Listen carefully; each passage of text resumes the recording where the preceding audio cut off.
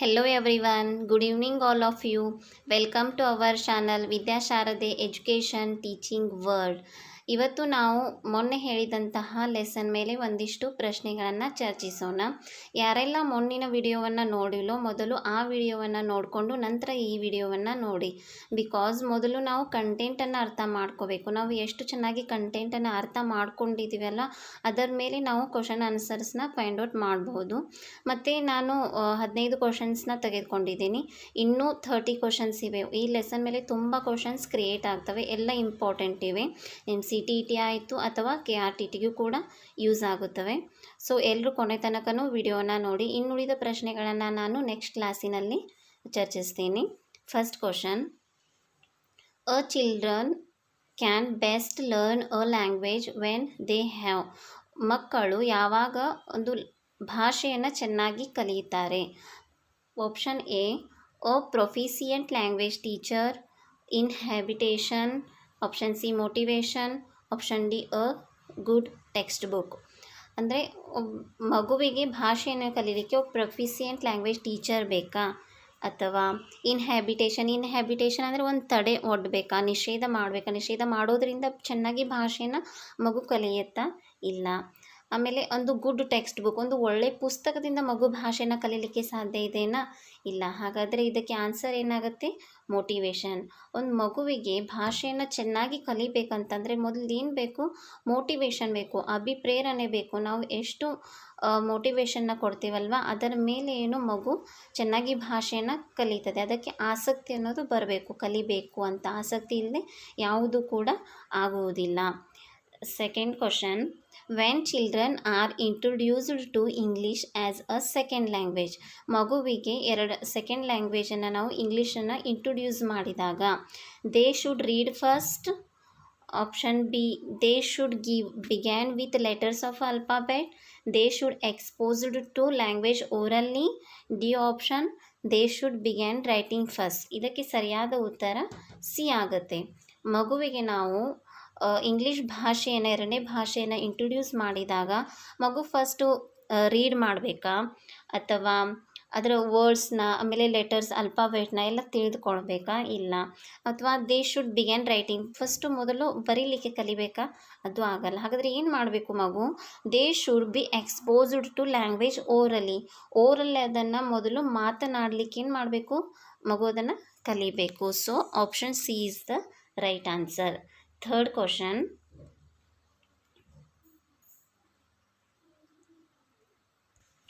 Language acquisition stands for. ಒಂದು ಭಾಷೆಯ ಅರ್ಜನೆ ಇದು ಎದರ ಮೇಲೆ ನಿಂತಿದೆ? Option A, learning a language without making any deliberate or conscious effort. Option B, learning a language through some specific language methodology. Option C, acquiring a language by taking resource to one's mother tongue. Option D, learning a language with the deliberate and conscious effort.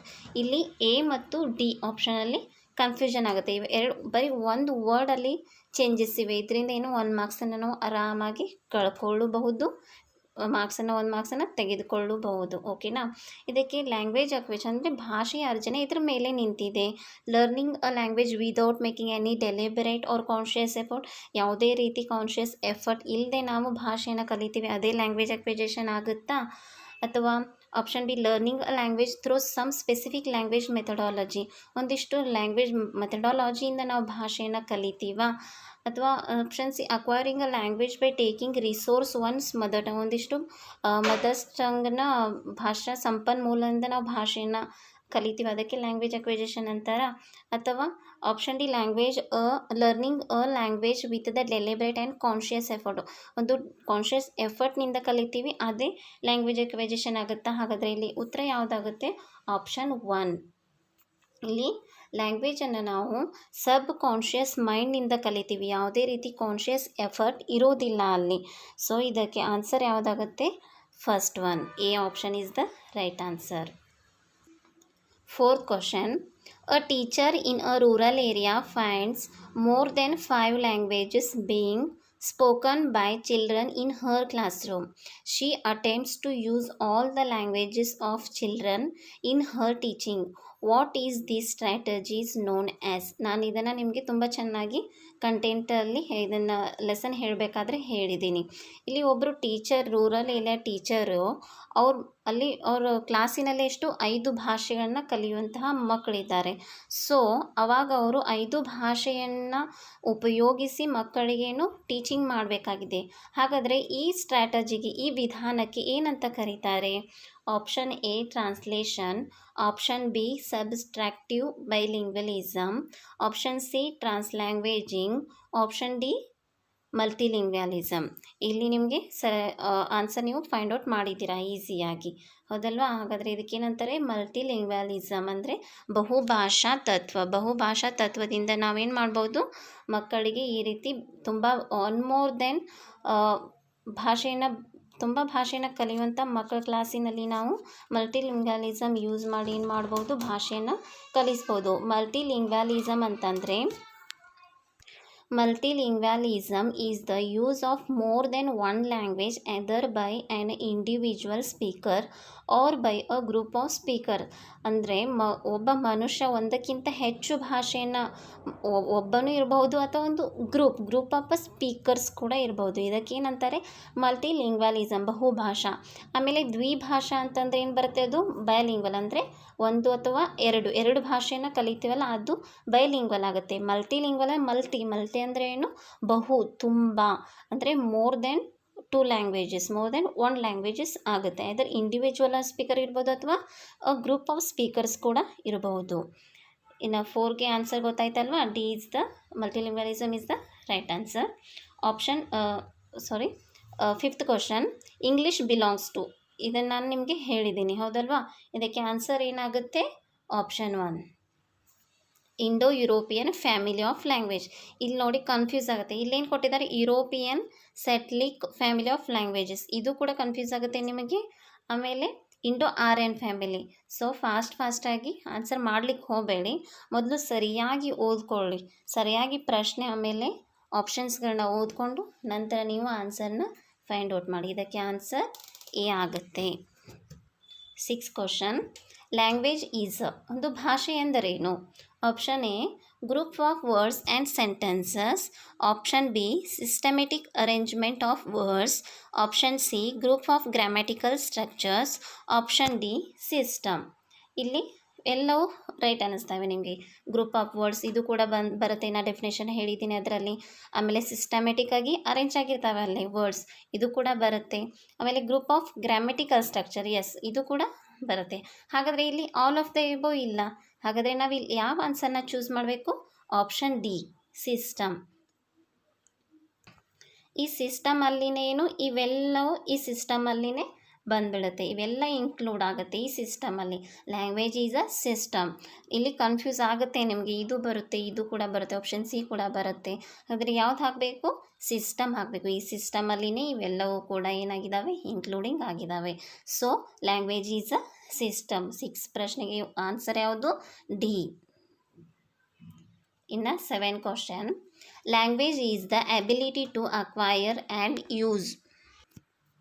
Option A some of its basic skills, option B complex system of communication, option C some of its components, option D a set of grammatical rules. Language is ability to acquire, ಅದನ್ನು ಭಾಷೆನ ನಾವು ಅರ್ಜನೆ ಮಾಡಿಕೊಂಡು ಉಪಯೋಗಿಸ್ತೀವಿ. ಎಲ್ಲಿ? Some of its basic ಸ್ಕಿಲ್ಸ್ಗಾಗಿನ, ಅಥವಾ some of it's ಕಾಂಪೋನೆಂಟ್ಸ್ಗಾಗಿನ, ಅಥವಾ grammatical ರೂಲ್ಸ್ಗಾಗಿನ. ಹಾಗಾದರೆ ಉತ್ತರ ಯಾವುದಾಗುತ್ತೆ? B, complex system of communication. ಒಂದು ಭಾಷೆಯನ್ನು ನಾವು ಅರ್ಜನೆ ಮಾಡಿಕೊಂಡು ಎದಕ್ಕೆ ಉಪಯೋಗಿಸ್ತೀವಿ? ಕಮ್ಯುನಿಕೇಟ್ ಮಾಡಲಿಕ್ಕೆ, ಹೌದಲ್ವಾ? ಕಮ್ಯುನಿಕೇಷನ್. ಸೊ ಇದಕ್ಕೆ ಆನ್ಸರ್ ಬಿ ಆಗುತ್ತೆ. ಇನ್ನು 8th question, which one of the following is not true about the status of English language across the world. ಇದರಲ್ಲಿ ಇಂಗ್ಲೀಷ್ ಭಾಷೆಗೆ ಸಂಬಂಧಪಡದೇ ಇದ್ದಂತಹದ್ದು ಯಾವುದು? ಇಲ್ಲಿ ನಾಟ್ ಇದೆ, ಇದನ್ನು ಮೊದಲು ನೀವು ನೋಡ್ಕೋಬೇಕು. ಯಾವಾಗಲೂ ಪ್ರಶ್ನೆನ ಓದುವಾಗ ನಾಟ್, ಎಕ್ಸೆಪ್ಟ್ ಈ ರೀತಿ ಎಲ್ಲ ಬಂದಾಗ ಮೊದಲು ಅದನ್ನು ಮಾರ್ಕ್ ಮಾಡ್ಕೋಬೇಕು. ಮಾರ್ಕ್ ಮಾಡಿಕೊಂಡು ನಂತರ ನಾವು ಆಪ್ಷನ್ಸ್ನ ಓದ್ತಾ ಹೋಗಬೇಕು. Option 1 English as a heritage language, English as a native language, English as a foreign language, English as a second language. ಈಗಾಗಲೇ ನಿಮಗೆ ಇದ್ರ ಉತ್ತರ ಗೊತ್ತಾಗಿರ್ಬೋದು, ಹೌದಲ್ವಾ? ಇಂಗ್ಲೀಷ್ ಅನ್ನೋದು ನೇಟಿವ್ ಲ್ಯಾಂಗ್ವೇಜ್ ಇದೆ, yes. English as a foreign language ಇದು ಕೂಡ ಇದೆ. English as a second language ಇದು ಕೂಡ ಇದೆ. ಆದರೆ ನಾವು ಇಂಗ್ಲೀಷನ್ನು ಹೆರಿಟೇಜ್ ಲ್ಯಾಂಗ್ವೇಜ್ ಅಂತ ನಾವು ಎಲ್ಲಿಯೂ ಕೂಡ ಕೇಳಿಲ್ಲ, ನೋಡಿಲ್ಲ. ಸೊ ಹಾಗಾದರೆ ಹೆರಿಟೇಜ್ ಲ್ಯಾಂಗ್ವೇಜ್ ಯಾವುದಾಗುತ್ತೆ? ಸಂಸ್ಕೃತ. ಹೆರಿಟೇಜ್ ಅಂತಂದ್ರೇನು? ಪರಂಪರೆ, ಪಿತ್ರಾರ್ಜಿತವಾದುದು, ಮುಂಚೆಯಿಂದ ಬಂದಂತಹ ಭಾಷೆ. ಹಾಗಾದರೆ ಯಾವುದು ನಮ್ಮದು ಹೆರಿಟೇಜ್ ಲ್ಯಾಂಗ್ವೇಜು? ಸಂಸ್ಕೃತ ಆಗುತ್ತೆ, ಇಂಗ್ಲೀಷ್ ಆಗಲ್ಲ. ಸೊ ಇದಕ್ಕೆ ಇಲ್ಲಿ ನಾಟ್ ಅಂತ ಕೊಟ್ಟಿದ್ದಾರೆ. ಸೊ ಹಾಗಾಗಿ option A is the right answer. 9th question. According to Constitution, what is the status of English in India? ಇದು ತುಂಬ ಈಸಿ ಇದೆ. ಸೊ ಇದಕ್ಕೆ ಆಪ್ಷನ್ 1. ಇಲ್ಲಿ ಫಸ್ಟ್ ನೋಡ್ತಿರೋರಿಗೆ ಕನ್ಫ್ಯೂಸ್ ಆಗುತ್ತೆ. ಸೆಕೆಂಡ್ ಬಿ ಇದೆಲ್ಲ ಆಪ್ಷನ್ ಅದು ಮತ್ತು ಫಸ್ಟ್ ಕನ್ಫ್ಯೂಸ್ ಆಗುತ್ತೆ. ನಮ್ಮ ಆಫೀಸಿಯಲ್ ಲ್ಯಾಂಗ್ವೇಜ್ ಯಾವುದಿದೆ ಹೇಳಿ? ಹಿಂದಿ. ನಮ್ಮ ಆಫೀಸಿಯಲ್ ಲ್ಯಾಂಗ್ವೇಜ್ ಯಾವುದು? ಹಿಂದಿ ಆಗುತ್ತೆ.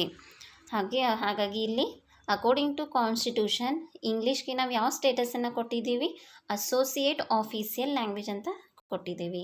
ಹಾಗಾಗಿ option A is the right answer. ಇನ್ನು 10th question. Dash is a prerequisite take to learning language. ಇದು ಕೂಡ ತುಂಬ ಈಸಿ ಇದೆ. ನಾನು ಫಸ್ಟ್ ಕ್ವಶನ್ ಆ್ಯಂಡ್ ಈ ಕ್ವಶನ್ ಎರಡೂ ಏನು ತುಂಬ ಸಂಬಂಧಪಟ್ಟಿವೆ.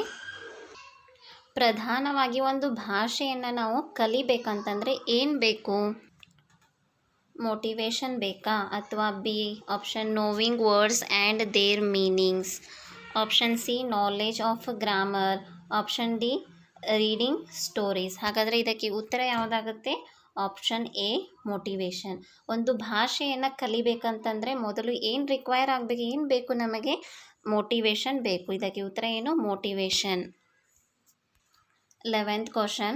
The acquired system or acquisition of a language is option 1 self monitoring of learning, option B formal skill development, option C subconscious process of learning, option D input output process. ಇಲ್ಲಿ acquired ಸಿಸ್ಟಮಲ್ಲಿ ಅಕ್ವೈಜೇಷನ್ ಅಂದರೆ ಏನು? ಯಾವ ರೀತಿ ನಾವು ಭಾಷೆನ ಕಲಿತೀವಿ? Acquired ಮಾಡ್ಕೊಂಡು ಹೇಗೆ ಕಲಿತೀವಿ? ಸೆಲ್ಫ್ ಮಾನಿಟರಿಂಗ್ ಮಾಡಿ ಕಲಿತೀವ? ಇಲ್ಲ. ಫಾರ್ಮುಲಿಂದ ಕಲಿತೀವ? ಅದು ಇಲ್ಲ. ಹಾಗಾದರೆ ಏನು? ಸಬ್ ಕಾನ್ಷಿಯಸ್ ಅಂತಂದರೆ ಅಜಾಗೃತ. ಯಾವುದೇ ರೀತಿ ನಾವು ಕಾನ್ಷಿಯಸ್ ಎಫರ್ಟ್ ಹಾಕಿ ಒಂದು ಭಾಷೆನ ಅಕ್ವೈರ್ ಮಾಡ್ಕೋದಿಲ್ಲ. ಸೆಕೆಂಡ್ ಲ್ಯಾಂಗ್ವೇಜ್ ಲರ್ನಿಂಗ್ ಮಾಡ್ಬೇಕಾದ್ರೆ ನಾವು ಏನು ಕಾನ್ಷಿಯಸ್ ಎಫರ್ಟ್ ಹಾಕಿ ಕಲಿತೀವಿ. ಆದರೆ ಭಾಷೆಯನ್ನು ಅಕ್ವೈರ್ ಅದನ್ನು ಅರ್ಜನೆ ಮಾಡ್ಕೋಬೇಕಾದ್ರೆ ನಾವು ಕಾನ್ಷಿಯಸ್ ಎಫರ್ಟ್ ಇರಲ್ಲ. ಇಲ್ಲಿ ಸಬ್ ಕಾನ್ಷಿಯಸ್ ಇರುತ್ತೆ. ಈ ಸಬ್ ಕಾನ್ಷಿಯಸ್ ಮತ್ತು ಕಾನ್ಷಿಯಸನ್ನು ನೀವು ಚೆನ್ನಾಗಿ ನೆನ್ಪಿಟ್ಕೊಳ್ಳಿ. ಅಕ್ವೈರ್ಡ್ ಬಂದಾಗ ಅಥವಾ L1 ನಮ್ಮ ಮಾತೃಭಾಷೆ ಬಗ್ಗೆ ಕೇಳಿದಾಗ ಅಲ್ಲಿ ಯಾವಾಗಲೂ ಸಬ್ ಕಾನ್ಷಿಯಸ್ ಪ್ರೊಸೆಸ್ಸನ್ನೇ ಅದಕ್ಕೆ ಆನ್ಸರ್ ಆಗುತ್ತೆ. ಆಮೇಲೆ ಸೆಕೆಂಡ್ ಲ್ಯಾಂಗ್ವೇಜ್ ಬಗ್ಗೆ ಕೇಳಿದಾಗ ಕಾನ್ಷಿಯಸ್ ಎಫರ್ಟ್ ಬರುತ್ತೆ. ಅಲ್ಲಿ ನಾವು ಕಾನ್ಷಿಯಸ್ ಎಫರ್ಟ್ ಆಗಿ ನಾವು ಒಂದು ಭಾಷೆನ ಕಲಿತೀವಿ. ಇದಕ್ಕೆ ಆನ್ಸರ್ ಯಾವುದಾಯಿತು? C is the right answer. 12ನೇ question. Language teachers have to do a needs analysis of their students. ಒಂದು ಭಾಷಾ ಶಿಕ್ಷಕಿಯು ಯಾವುದನ್ನು ಅನಲೈಸಿಸ್ ಮಾಡಬೇಕು ಅವ್ರ ಸ್ಟೂಡೆಂಟ್ಸ್ದಿಂದ ಅಂದರೆ option A measure the learning ability, ಅವ್ರ ಲರ್ನಿಂಗ್ ಎಬಿಲಿಟಿಯನ್ನು ಅಳತೆ ಮಾಡಬೇಕಾ? Find out student interest in the choice of language ಅಂದರೆ ಅವರು ಭಾಷೆಯಲ್ಲಿ ಯಾವುದರಲ್ಲಿ ಇಂಟ್ರೆಸ್ಟ್ ಇದೆ, ಯಾವ ಭಾಷೆನ ಅವರು ಆಯ್ಕೆ ಮಾಡುವಲ್ಲಿ ಅವ್ರಿಗೆ ಆಸಕ್ತಿ ಇದೆ ಅನ್ನೋದನ್ನು ನಾವು ತಿಳ್ಕೋಬೇಕಾ? Option C compare the achievement level among the students. ಮತ್ತೊಬ್ಬ ಸ್ಟೂಡೆಂಟ್ಗೆ ಮತ್ತು ಇವ್ರಿಗೆ ಅಲ್ಲೇ ಅಚೀವ್ಮೆಂಟನ್ನು ನಾವು ಕಂಪೇರ್ ಮಾಡಬೇಕಾ?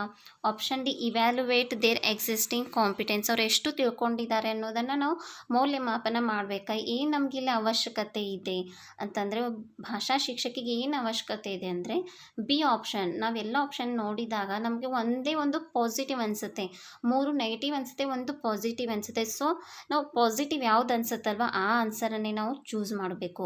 ಇಲ್ಲಿ ಫೈಂಡ್ ಔಟ್ ಸ್ಟೂಡೆಂಟ್ಸ್ ಇಂಟ್ರೆಸ್ಟ್, ಇಲ್ಲೇ ಮಗುವಿಗೆ ಯಾವುದರಲ್ಲಿ ಆಸಕ್ತಿ ಇದೆ ಅನ್ನೋದನ್ನು ನಾವು ಮೊದಲು ತಿಳಿದುಕೊಳ್ಬೇಕು. So answer B is the right.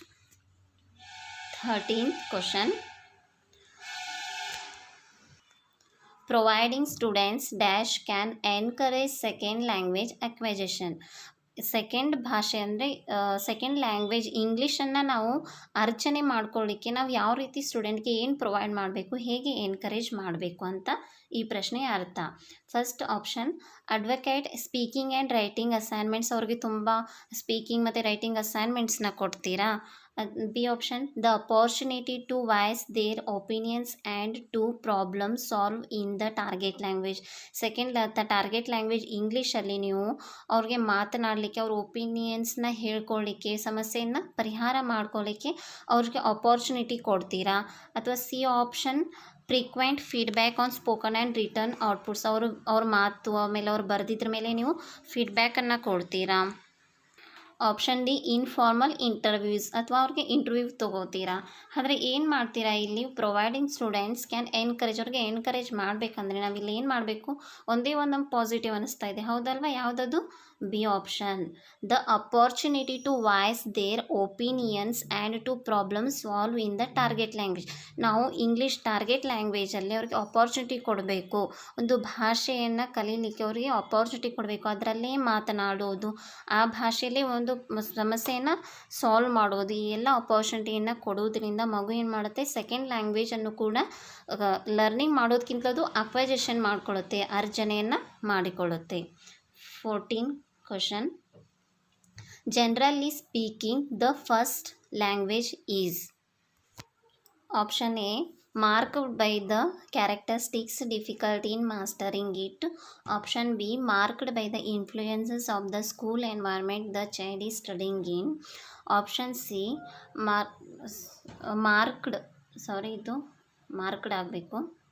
marked by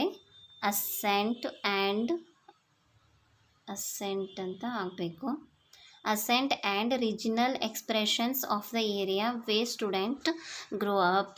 Option D influenced by the grammar and style of language is. Second language is ಅಂದರೆ ಜನರಲಿ ದ ಫಸ್ಟ್ ಲ್ಯಾಂಗ್ವೇಜನ್ನು ಎಲ್ಲಿ ಸ್ಪೀಕ್ ಮಾಡ್ತೀವಿ, ಇದಕ್ಕೆ ಈಸಿಯಾಗಿ ನೀವು ಫೈಂಡ್ ಔಟ್ ಮಾಡೋದು. ಆಪ್ಷನ್ 3 ಇದೆ ನೋಡಿ, ಮಾರ್ಕ್ಡ್, ಇದು ಮಾರ್ಕ್ಡ್ ಆಗಬೇಕು, ಆಮೇಲೆ ಇದು ಅಸೆಂಟ್ ಆಗಬೇಕು. Marked by asset and regional expressions of the area way student grow up, ಎಲ್ಲಿ ಮಗು ಹುಟ್ಟಿದೆ ಅಲ್ವಾ, ಎಲ್ಲಿ ಗ್ರೋ ಅಪ್ ಆಗಿದೆಯಲ್ಲ, ಅವ್ನ ಬೆಳವಣಿಗೆ ಎಲ್ಲಿ ಆಗಿದೆ ಅಲ್ಲಿ ಏನು ಫಸ್ಟ್ ಲ್ಯಾಂಗ್ವೇಜನ್ನು ನಾವು ಚೆನ್ನಾಗಿ ಸ್ಪೀಕ್ ಮಾಡ್ತಾನೆ. ಈಗ 15th question. Language learning is better achieved if what students learn. ಒಂದು ಮಗು ಸೆಕೆಂಡ್ ಲ್ಯಾಂಗ್ವೇಜ್ ಕಲಿಕೆಯನ್ನು ಚೆನ್ನಾಗಿ ಹೇಗೆ ಕಲಿತಾನೆ. Option A is closer in form and sound to their mother tongue. Option B helps them improve their chances of college admission. Is a functional in terms of their life values and goals. Option D is in controlled classroom environment. ಇಲ್ಲಿ option C ಏನಾಗುತ್ತೆ, ಸರಿಯಾದ ಉತ್ತರ ಆಗುತ್ತೆ. ನೋಡಿದ ತಕ್ಷಣ ನಮಗೆ ಎಲ್ಲ option ಓದಿದ ಮೇಲೆ ತುಂಬ ಚೆನ್ನಾಗಿ ಗೊತ್ತಾಗುತ್ತೆ ಯಾವುದು ಒಂದು ಪಾಸಿಟಿವ್ ಅನಿಸುತ್ತಲ್ಲ ಅದೇನು ಸರಿಯಾದ ಉತ್ತರ ಆಗುತ್ತೆ. ಮಗು ಏನನ್ನು ಕಲಿತಾಗ ಒಂದು ಭಾಷಾ ಕಲಿಕೆಯ ಸಾಧನೆ ಆಗುತ್ತೆ ಅಂತ ಈ ಪ್ರಶ್ನೆ ಅರ್ಥ. ನಾವೇನು ಚೂಸ್ ಮಾಡಿದ್ವಿ, ಸಿ ಆಪ್ಷನ್ ಅಲ್ವಾ. Functional in terms of their life values and goals, ಅಂದರೆ ಒಂದು ಕ್ರಿಯಾತ್ಮಕವಾಗಿ ಅವನ ಜೀವನದ ಮೌಲ್ಯಗಳನ್ನು ಆಮೇಲೆ ಗುರಿಗಳನ್ನು ಕಲಿತಾಗ ಏನಾಗುತ್ತೆ, ಒಂದು ಲ್ಯಾಂಗ್ವೇಜ್ ಲರ್ನಿಂಗ್ ಬೆಟರ್ ಅಚೀವ್ಡ್ ಆಗುತ್ತೆ. ಸೊ ಇಷ್ಟು ಈ ಪ್ರಶ್ನೆಗಳು ಮೊದಲನೇ ಪಾಠದ ಮೇಲಿವೆ. ಇನ್ನೂ ತುಂಬ ಕ್ವಶನ್ಸ್ ಇವೆ, ನಾನು ಅದನ್ನು ನೆಕ್ಸ್ಟ್ ಪಾರ್ಟ್ನಲ್ಲಿ ಮಾಡ್ತೀನಿ. Push yourself because no one else is going to do it for you. ಏನೇ ಒಂದು ಸಾಧನೆಯನ್ನು ಮಾಡಬೇಕಾದ್ರೂ, ಏನೇ ಒಂದು ನಾವು ಕೆಲಸವನ್ನು ಕೈಗೊಂಡ್ರು ನಮ್ಮನ್ನು ನಾವು ಪುಷ್ ಮಾಡಬೇಕು. ಬಿಕಾಸ್ ಯಾರೂ ಕೂಡ ನಮ್ಮನ್ನು ಪುಷ್ ಮಾಡಲ್ಲ ಮಾಡು ಅಂತ. ಒಂದು ಒಳ್ಳೆ ಕೆಲಸವನ್ನು ಮಾಡಲಿಕ್ಕೆ ಹೋದಾಗ ಜನ ಏನು ಮಾಡ್ತಾರೆ, ಕಾಲು ಎಳಿತಾರೆ ಹೊರತು ಏನು ಒಳ್ಳೆ ಕೆಲಸ ಮಾಡ್ತಿದ್ದಾನೆ ಅಂತ ಮಾಡು ಅಂತ ಯಾರೂ ಹೇಳಲ್ಲ. ಸೊ ಹಾಗಾಗಿ ಯಾರದ್ದೇ ಮಾತನ್ನು ಕೇಳದೆ ನಮ್ಮನ್ನು ನಾವು ಪುಷ್ ಮಾಡಿಕೊಂಡು ನಮ್ಮ ಸಾಧನೆಯನ್ನು ನಾವೇ ಮಾಡಿಕೊಳ್ಬೇಕು. ನಿಮಗೆ ಈ ಸೆಷನ್ ಇಷ್ಟ ಆಗಿದ್ದರೆ ಪ್ಲೀಸ್ ಲೈಕ್ ಮಾಡಿ, ಶೇರ್ ಮಾಡಿ, ಆಮೇಲೆ ಕಮೆಂಟ್ ಮಾಡಿ. ಯಾರೆಲ್ಲ ಸಬ್ಸ್ಕ್ರೈಬ್ ಮಾಡ್ಕೊಂಡಿಲ್ವೋ ಸೊ ಪ್ಲೀಸ್ ಸಬ್ಸ್ಕ್ರೈಬ್ ಮಾಡ್ಕೊಳ್ಳಿ. ನಿಮ್ಮ ಫ್ರೆಂಡ್ಸ್ಗೂ ಕೂಡ ಈ ಚಾನಲ್ ಬಗ್ಗೆ ಹೇಳಿ. ನಾನು CTET ಬಗ್ಗೆ ಎಲ್ಲ ಕ್ಲಾಸನ್ನು ನಿಮಗೆ ಸಂಪೂರ್ಣವಾಗಿ ತಿಳಿಸ್ಕೊಡ್ತೀನಿ ಆ್ಯಂಡ್ SD FDA ಕ್ಲಾಸಸ್ ಕೂಡ ಮಾಡ್ತೀನಿ. Thank you all of you.